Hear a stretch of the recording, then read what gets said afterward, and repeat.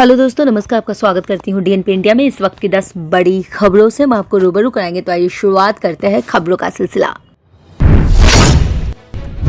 प्रधानमंत्री नरेंद्र मोदी मंगलवार को पूर्वांचल का बहुप्रतीक्षित सपना पूरा करेंगे। वो गोरखपुर के 9,650 करोड़ की लागत से बने खाद कारखाने, एम्स और आरएमआरसी की 9 बेसल 2+ लैब का लोकार्पण करेंगे। खाद कारखाना परिसर में आयोजित कार्यक्रम में पीएम मोदी बटन दबाएंगे और 31.5 साल बाद गोरखपुर में फिर से यूरिया का उत्पादन होने लगेगा।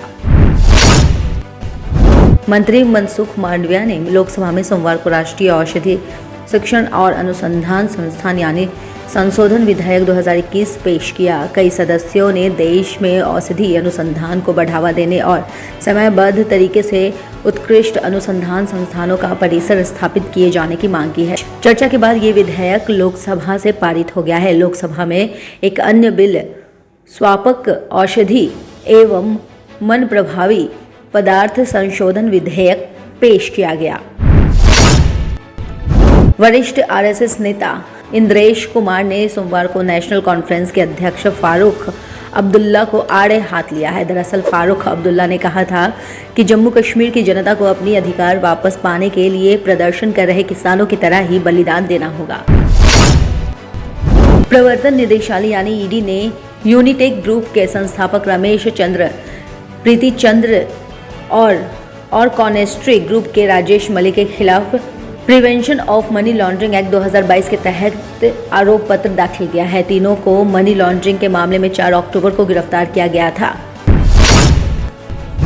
देश में एक तरफ जहां पहाड़ी राज्यों में बर्फबारी हो रही है, तो वहीं दिल्ली एनसीआर में वायु प्रदूषण के चलते लोगों को सांस लेना मुश्किल हो गया है। दरअसल रोजाना दिल्ली एनसीआर के साथ हरियाणा और उत्तर प्रदेश के कई इलाकों में AQI के स्तर में उतार चढ़ाव देखने को मिल रहा है। आज भी दिल्ली के कई इलाकों में AQI का स्तर 306 के पार रहा।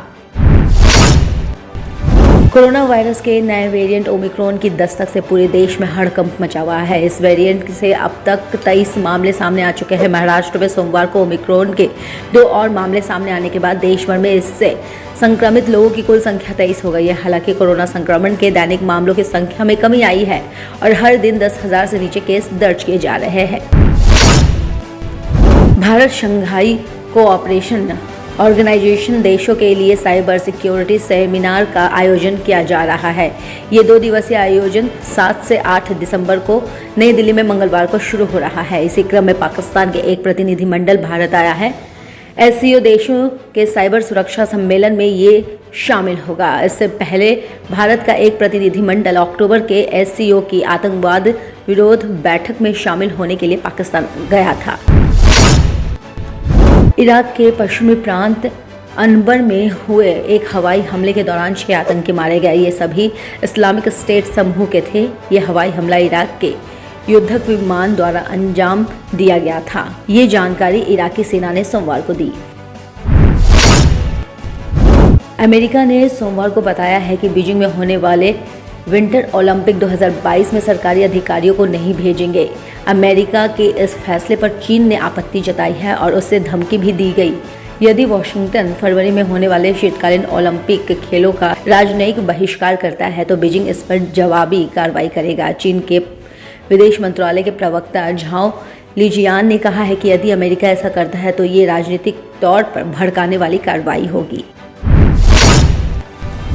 रूसी प्रत्यक्ष निवेश कोष ने सोमवार को कहा है कि उसने 12 से 17 साल की उम्र के किशोरों के लिए स्पुतनिक M कोरोना वैक्सीन के पंजीकरण के लिए भारत नियामक के पास मंजूरी के लिए आवेदन किया है।